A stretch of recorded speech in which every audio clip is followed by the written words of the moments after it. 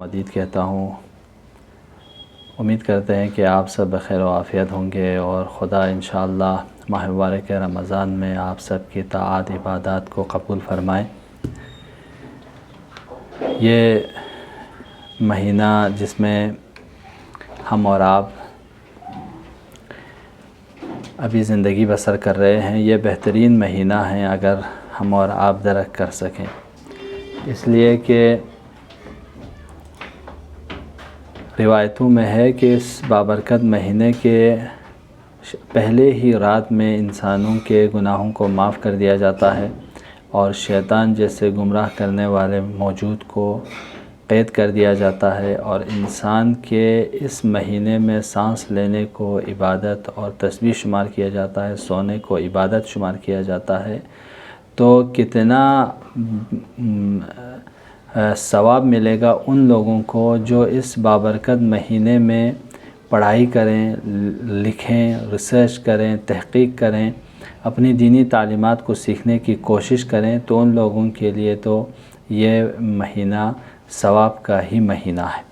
لہٰذا آپ سب میری بہنیں خوش نصیب ہیں کہ اس بابرکت مہینے میں پڑھائی کر رہی ہیں، ریسرچ کر رہی ہیں، ماں باپ سے دور ہیں، تعلیم حاصل کر رہے ہیں، بوستان علم میں ہیں، تو اس سے بہترین اور ثواب کا کام کیا ہو سکتا ہے؟ اس پوری دنیا میں سب سے بہترین رزق علم ہے۔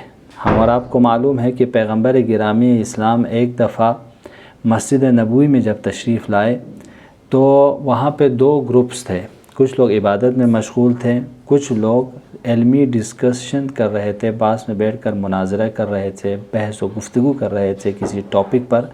تو پیغمبر گرامی اسلام آئے اور آنے کے بعد ان کے پاس جا کر بیٹھ گئے جو ڈسکشن کر رہے ہیں، جو علم سیکھ رہے ہیں، سکھا رہے ہیں۔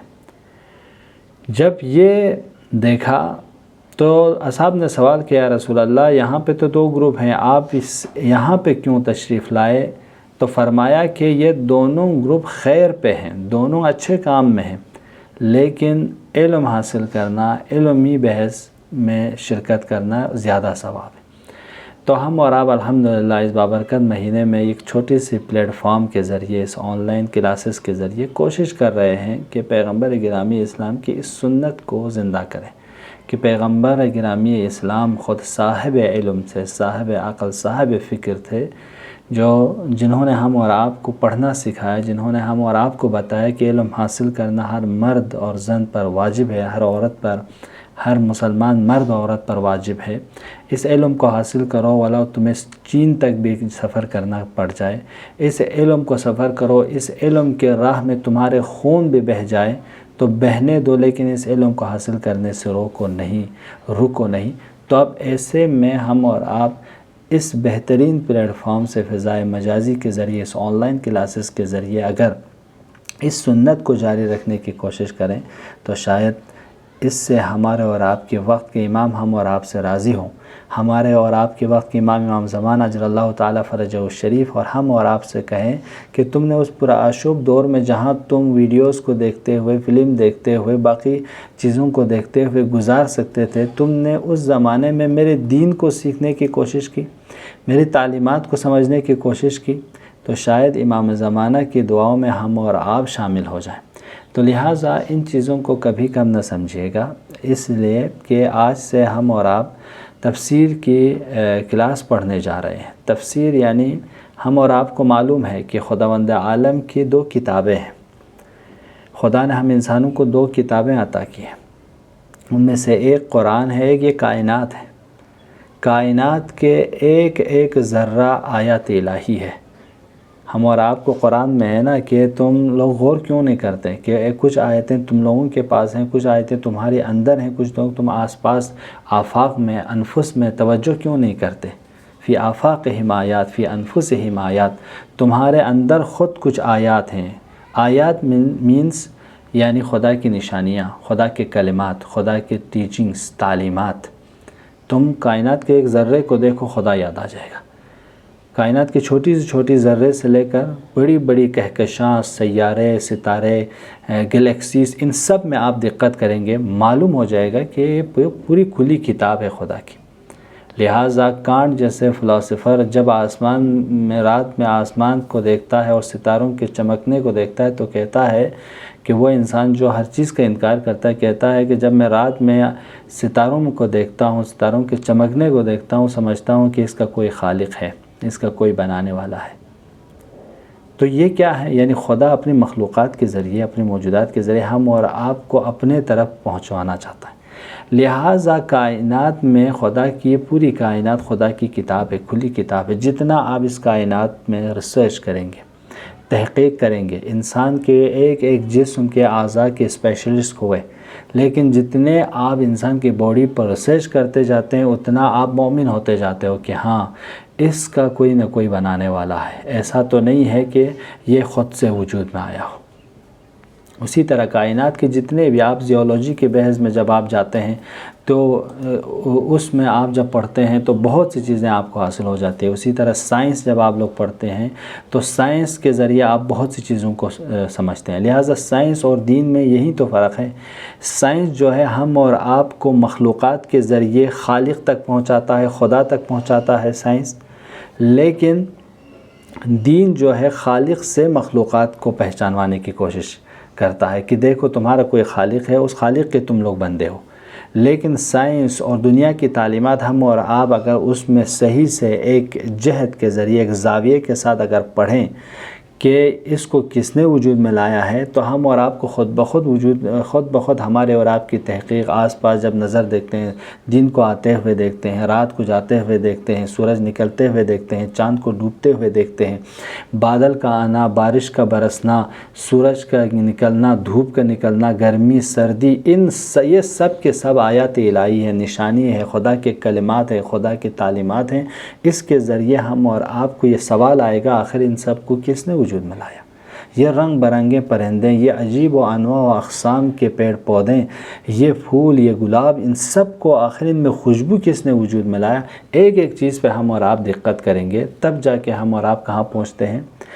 واقعی معنی میں اس کائنات کے پیدا کرنے والے تک پہنچتے ہیں۔ اور جو انسان اس کے ذریعے پہنچے گویا اس نے اپنے رب کو پہچانا۔ لہٰذا ہم اور آپ کو روایتوں میں ہے کہ من عرف نفسہ فقد عرف ربہ، جس نے اپنے آپ کو پہچانا، یعنی اپنے آپ کو، اپنی دنیا کو، اپنے آس پاس کے سراؤنڈنگ کو، اس کے اپنی ذمہ داری کو کہ میں ان پوری کائنات میں میرا پوزیشن کیا ہے، میں کیا ہوں، مجھے کیوں پیدا کیا گیا ہے، کیا میں صرف دنیا کے 60 70 80 سال کی زندگی کے لیے بنا ہوں یا مجھے اور بھی باقی رہنا ہے، مجھے اور اس کے علاوہ کسی اور دنیا کے لیے مجھے پیدا کیا گیا۔ تو ان سب پہ جب آپ اور ہم غور کرتے ہیں تب ہم اور آپ کو سمجھ میں آتا ہے کہ خود اپنی معرفت حاصل ہو جاتی ہے۔ تو جب ہم اپنے آپ کو تلاش کرتے ہیں تو خود بخود جس نے ہم اور آپ کو بنایا اس کی معرفت حاصل ہو جاتی ہے۔ لہٰذا کہتے ہیں من عرف نفسہ، جس نے خود کو پہچانا، فقد عرف ربہ، اس نے اپنے خدا کو پہچانا ہے۔ تو یہ ایک کانسیپٹ، یعنی اس کائنات کے اس کھلی کتاب کے ذریعے بھی خدا ہم اور آپ کو ہدایت دیتا ہے۔ اور ایک چیز جو ہے خداوند عالم قرآن کے ذریعے ہم اور آپ کو ہدایت دیتا ہے۔ ہم اور آپ نے موبائل خریدیں، کمپیوٹرز خریدیں، مشین خریدیں، بہت سے آج کے ذرائع ہم لوگ خریدتے ہیں۔ تو موبائل خریدنے کے بعد موبائل کے ساتھ ہمیں ایک چھوٹی سی کتاب آتی ہے، اس میں ہم اور آپ کو بتایا جاتا ہے کہ اس چیز کو، اس ڈیوائس کو آپ اگر استعمال کرنا چاہیں تو اس کو جو دستور جو ہم آپ کو بتا رہے ہیں اس کے مطابق آپ عمل کیجئے۔ اگر آپ نے اس کے مطابق عمل نہیں کیا تو آپ اپنے اس ڈیوائس کو خراب کر سکیں گے، اس ڈیوائس خراب ہو سکتی ہے۔ یعنی آپ ایک فریج لیجئے، آج ایک واشنگ مشین لیجئے، دوسری سارے وسائل آپ خریدیے، موبائل خریدیے، کمپیوٹر خریدیے، دنیا کے جتنے وسائل ہم خریدتے ہیں اس کے ساتھ ایک کاپی آتی ہے، ایک چھوٹی سی کتاب آتی ہے جس میں مینشن کیا جاتا ہے اس ڈیوائس کو، اس چیز کو کیسے استعمال کیجئے۔ تو میں آپ سے پوچھوں اس پوری کائنات کو تو کسی نے بنایا ہے؟ اس کائنات میں موجودات جتنے بھی ہیں ان سب کو تو کسی نے بنایا ہے؟ ہم انسانوں کو جو اشرف المخلوقات ہمارے اسلامک کانسیپٹ میں ہم کو سب سے بہترین افضل ترین مخلوق قرار دیا ہے، ہم کو بھی تو کسی نے بنایا ہے۔ تو کیا ہم اور آپ ہمارے اس 10,000 15,000 کے موبائل کے برابر بھی نہیں ہیں، فریج کے برابر بھی نہیں ہے، واشنگ مشین کے برابر بھی نہیں ہے کہ ہم اور آپ کو پیدا کر دیں اور کیسے زندگی گزارنا ہے، کیسے ہمیں جینا ہے، کوئی کتاب ہم اور آپ کو نہ دی ہو، ایسا نہیں ہے۔ اس کا مطلب ضرور اس خالق نے جس نے ہم اور آپ کو بنایا ہے، ہم اور آپ کو کیسے جینا ہے، کیسے زندگی گزارنی ہے، کیسے سعادت مند والی زندگی بسر کرنی ہے، اس کو بھی اس نے ضرور ہم اور آپ کو دکھایا ہے۔ اور وہ چیز قرآن ہے، وہ کتاب قرآن ہے۔ جب ہم قرآن کو پڑھیں گے، قرآن پہ دقت کریں گے، قرآن کی آیتوں پہ پڑھیں گے، قرآن کی آیتوں کی تفسیر کو پڑھیں گے، تب ہم اور آپ کو سمجھ میں آ جائے گا کہ اس کائنات کا بنانے والا کون ہے، اس کائنات کو کس ہدف کے لیے، کس پرپس کے لیے بنایا گیا ہے، مجھ کے اشرف المخلوق ہم انسانوں کو کیوں کہا گیا، ہماری کیا ذمہ داری ہے، ہمیں یہ ٹائٹل کیوں ملا، یہ سب سمجھ میں آ جاتا ہے۔ تب جا کے ہم اور آپ کو پتہ چلتا ہے کہ میرے جسمی ذمہ داری کیا ہے، میرے روحی ذمہ داریاں کیا ہے، یہ ہم اور آپ کو واضح ہو جاتا ہے۔ تو لہٰذا یہ جو قرآن ہم اور آپ پڑھنے جا رہے ہیں، دیکھیے میں آپ کو اور ایک مثال دوں۔ آپ سب الحمدللہ پڑھے لکھے لوگ ہیں، اور میرا خطاب بھی چھوٹے بچوں سے نہیں ہے، گریجویشن اور پوسٹ گریجویٹ کے بچوں سے ہیں، تو آپ بہتر سمجھ پائیں گے۔ ایک دفعہ آپ کے دوست نے آپ کو ایک کتاب دے دی، آپ کے سلیبس سے مربوط ہیں، آپ سے کہا کہ دیکھو یہ کتاب پڑھ لو، ہمارے سبجیکٹ میں سب سے ماہر انسان نے لکھا ہے، دنیا کے فیمس رائٹر نے اس کتاب کو لکھا ہے، آپ اسے پڑھ لیجئے۔ تو آپ اس وقت کیا کرتے ہیں؟ آپ اس وقت اس کتاب کو غور سے پڑھتے ہیں، ایک سینٹنس سمجھ میں نہ آ جائیں تو اس کو پوچھتے ہیں، آپ کے اپنے دوستوں سے، آپ کے ٹیچر سے، دوست احباب سے آپ پوچھتے ہیں، اور پوچھ کر کوشش کرتے ہیں، اس کو سمجھنے کی کوشش کرتے ہیں۔ اور کبھی آپ کے ذہن میں یہ تصور نہیں آتا کہ شاید یہ جو کتاب اس نے لکھی ہے غلط لکھی ہے۔ کیوں؟ کیونکہ آپ کے دوست نے آپ کو کہا ہے یہ لکھنے والا اس فیلڈ میں ماہر ہے، اس فیلڈ کے اسپیشلسٹ ہیں، یہ اس فیلڈ کا مہارت رکھتا ہے، لہٰذا آپ کے ذہن میں کبھی یہ سوال نہیں آتا کہ یہ جو کتاب میں پڑھ رہا ہوں اس میں یہ لکھنے والا غلطی کر سکتا ہے۔ لہٰذا کوستے خود کو ہے میں نہیں سمجھ رہا ہوں، شاید میں اس کو سمجھ نہیں پا رہا ہوں، مجھے غور سے اس کتاب کو پڑھنا چاہیے۔ لہٰذا پوچھتے ہیں، سوال کرتے ہیں، پروفیسر سے، اپنے اساتذہ سے پوچھتے ہیں، تب جا کے اس کوسچن کو، اس سوال کو، اس ٹیکسٹ کو سمجھنے کی کوشش کرتے ہیں۔ کیوں؟ کتاب لکھنے والے میں کوئی غلطی نہیں ہے، کتاب لکھنے والے میں کوئی کمی نہیں ہے۔ لیکن آپ فرض کیجئے آپ کے دوست نے ایک کتاب دے دی، کہا بھئی آپ فزکس پڑھ رہے ہیں، آپ کیمسٹری پڑھ رہے ہیں، آپ ہسٹری پڑھ رہے ہیں، آپ اسلامیات پڑھ رہے ہیں، اس فیلڈ میں یہ کتاب بہتر ہے، لیکن رائٹر کوئی خاص نہیں ہے، ہاں یہ کتاب اچھی ہے، آپ پڑھ لو۔ اب جب آپ اس کتاب کو پڑھیں گے تو کہیں پہ آپ کو کوئی جملہ سمجھ میں نہ آیا تو آپ کیا کہیں گے؟ شاید لکھنے والے نے کہیں غلطی کر لی ہوگی، میرے سمجھنے میں کوئی کمی نہیں ہے، لہٰذا آپ اس کو اگنور کر دیتے ہو، چھوڑ کر آپ چلے جاتے ہو، خاص اس پہ توجہ نہیں کرتے۔ کیوں؟ کیونکہ آپ کو معلوم ہے کہ لکھنے والا عام انسان ہے، ایک عادی انسان ہے، کوئی اسپیشلسٹ نہیں ہے۔ لیکن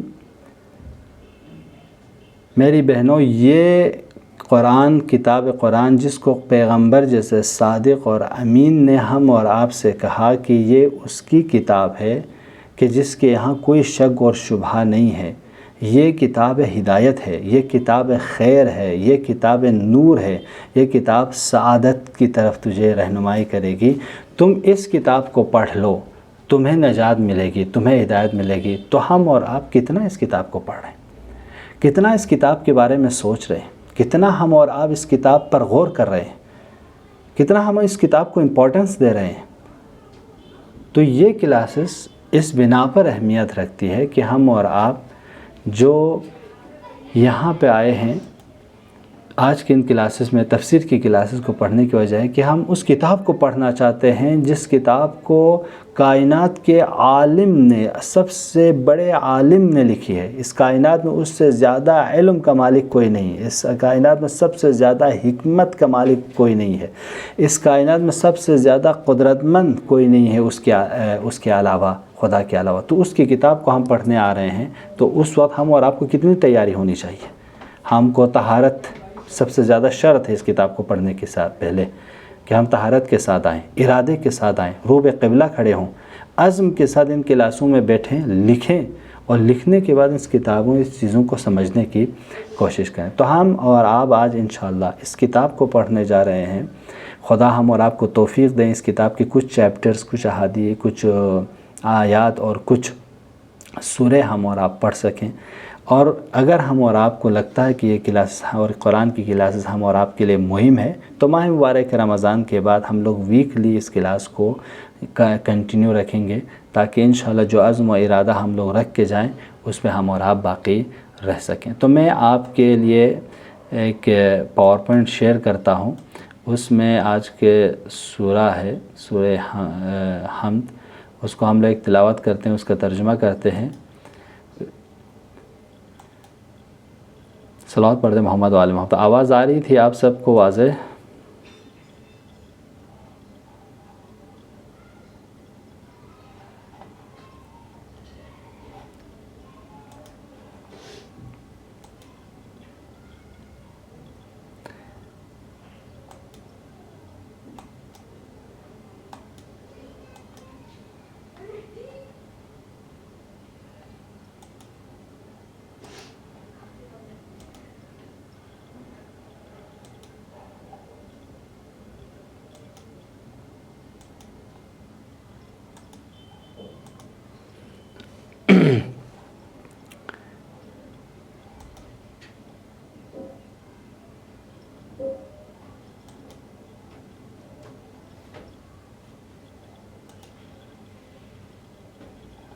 یہ پیج دیکھ پا رہے ہیں آپ لوگ؟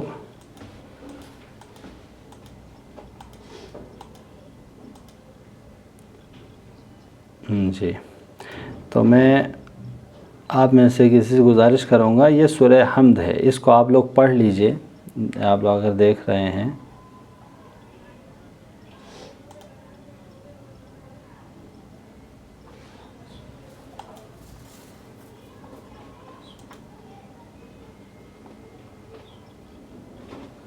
ہمیں دوبارہ شیئر کرتا ہوں اصل میں۔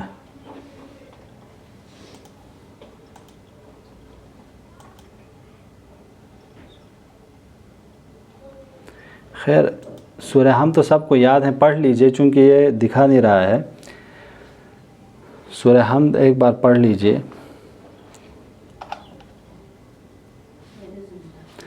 دیکھیں میں پڑھتا ہوں۔ بسم اللہ الرحمن الرحیم، الحمد للہ رب العالمین، الرحمن الرحیم، مالک یوم الدین، ایاک نعبد و ایاک نستعین، اہدنا الصراط المستقیم، صراط الذین انعمت علیہم غیر المغضوب علیہم ولا الضالین۔ یہ اگر یہاں پہ شعر ہوتا تو اور اچھا ہوتا۔ یہ اس کتاب کو سب سے پہلے تو اس کتاب کو فاتحۃ القرآن کہا جاتا ہے، یعنی یہ کتاب قرآن کے ابتدائی سوروں میں سے ایک ہے، جس کو عام طور پر ہم لوگ سورہ حمد سے یاد کرتے ہیں۔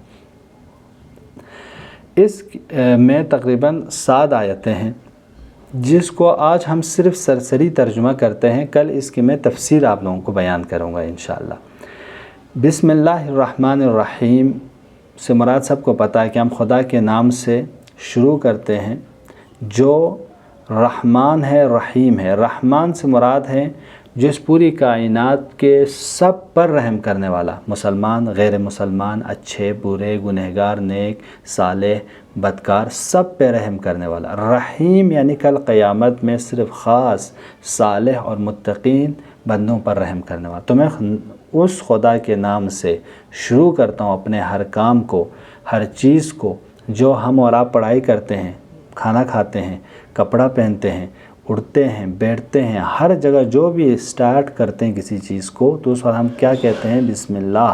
میں اس خدا کے نام سے، جس کا نام اللہ ہے، اور اس کی کوالٹی اور اس کی صفت یہ ہے کہ رحمان ہے اور رحیم ہے، یعنی وہ اس پوری کائنات میں سب پہ رحم کرتا ہے، کل آخرت میں اپنے نیک بندوں پہ رحم فرمائے گا۔ یہ الحمدللہ رب العالمین، اور اس کے بعد ہم اور آپ کہتے ہیں کہ میں تعریف کرتا ہوں اس خدا کی جو اس پوری کائنات کا پالنے والا ہے۔ یعنی ہم اور آپ اس میں شروع میں ہی کیا کرتے ہیں؟ شروع میں ہم کہتے ہیں کہ اس کائنات کا پالنے والا کوئی اور نہیں ہے سوائے خدا کے۔ اس کائنات کا پالنے والا، اس کائنات کو چلانے والا، اس کائنات میں سورج کو نکالنے والا، بارش کو برسانے والا، چاند کو نکالنے والا کوئی نہیں ہے۔ اس کائنات میں دن کو لانے والا، رات کو لانے والا، کوئی نہیں ہے سوائے خدا کے، سوائے اس رب کے، میں اس کی تعریف کرتا ہوں، میں اس کو قابل ستائش سمجھتا ہوں، میں اس کو قابل تعریف سمجھتا ہوں۔ ایک اس کے بعد الرحمن الرحیم، الرحمن الرحیم کے معنی آپ لوگوں کو سمجھ گئے، یعنی رحمان مینز سب پہ رحم کرنے والا، رحیم مینز صرف خاص بندوں پہ رحم کرنے والا۔ مالک یوم الدین، اس کے بعد کہتے ہیں مالک ہے، یعنی وہ صاحب ہے، مالک ہے، یوم یعنی دن، دین یعنی قیامت، مالک یوم الدین یعنی قیامت کے دن کا مالک ہے۔ اب ہم اور آپ کو یہاں پہ ایک آئیڈیالوجی بنایا جاتا ہے کہ تم اس خدا کو مانتے ہو، اس خدا کو مانتے ہو تو اس خدا جو رحم کرنے والا ہے، رحیم ہے، تم بھی رحم کرنے والا بنو، تم بھی رحیم بنو، اپنی زندگی میں لاوبالی مت لاؤ، اپنی زندگی میں سنسیریٹی لاؤ، اپنی زندگی میں ایک عزم اور ارادہ لے آؤ، ایسا ہر چیز کو ہلکا مت لو، بلکہ سنسیئر ہو کر، بہت ہی سیریس ہو کر کسی مسئلے کو سمجھو۔ لہٰذا تم بھی کسی دوسروں پر رحم کرو تاکہ خدا تم پر رحم کرے۔ کیونکہ جو کچھ تم اس دنیا میں کرو گے اس کا تمہیں آخرت میں قیامت کے دن تمہیں اس کا جزا ملے گا۔ مالک یوم الدین، چونکہ اس دن کا مالک بھی وہی خدا ہے جس نے تجھے دنیا میں بتایا ہے کہ تم رحمانیت والی صفت اپنے اندر وجود میں لاؤ۔ لہٰذا قیامت کے دن ہم اور آپ کو جزا اور سزا دیں گے، ہمارے نیک اعمال ہوں گے تو ہم اور آپ کو جزا دیں گے، ہم اور آپ کے برے اعمال ہوں تو ہم اور آپ کو سزا دے گا۔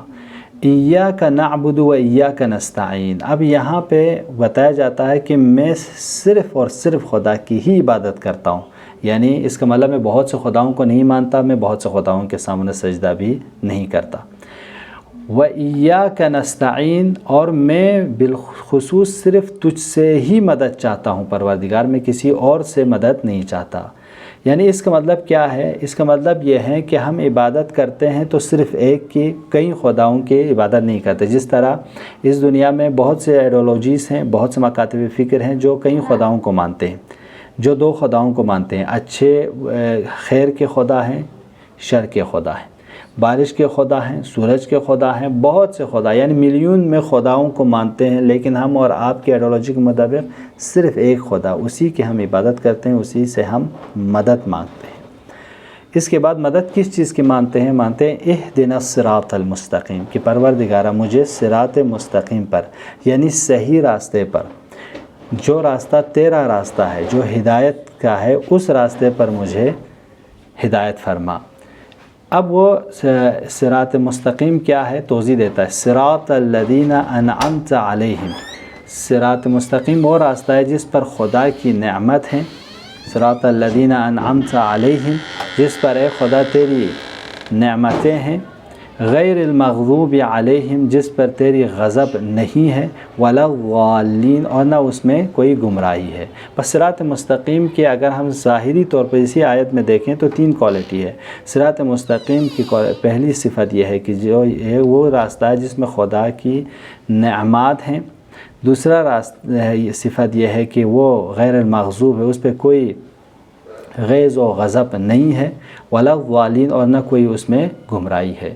یہ ایک مختصر سے آیت کا ترجمہ تھا جو میں نے آپ لوگوں کی خدمت میں بیان کرنے کی کوشش کی۔ انشاءاللہ امید کرتے ہیں کہ یہ کلاسز آپ سب کے لیے مفید رہیں۔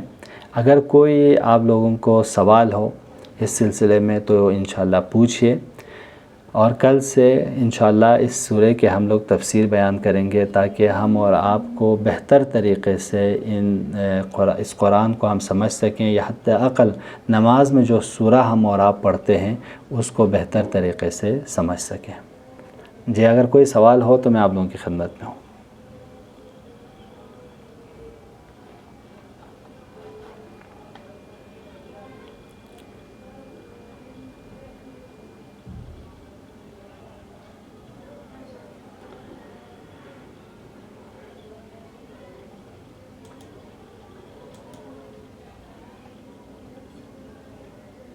وعلیکم السلام۔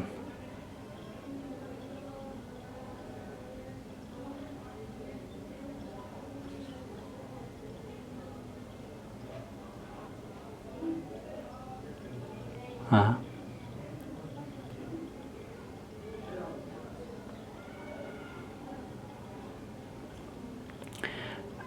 ایک تو اگر دی پنے خدشک جیسے والدین اجازت کنتی بمونے وسانے بخشانے میگنا تو اس پہ تو دیکھا خمس پخچامے نیا لیکن تیجیز اجازت بزنس بے میگنا آئندہ یا اللہ شی بے میگنا تب تو اس پہ دیکھا خمس تامر ہوشا سے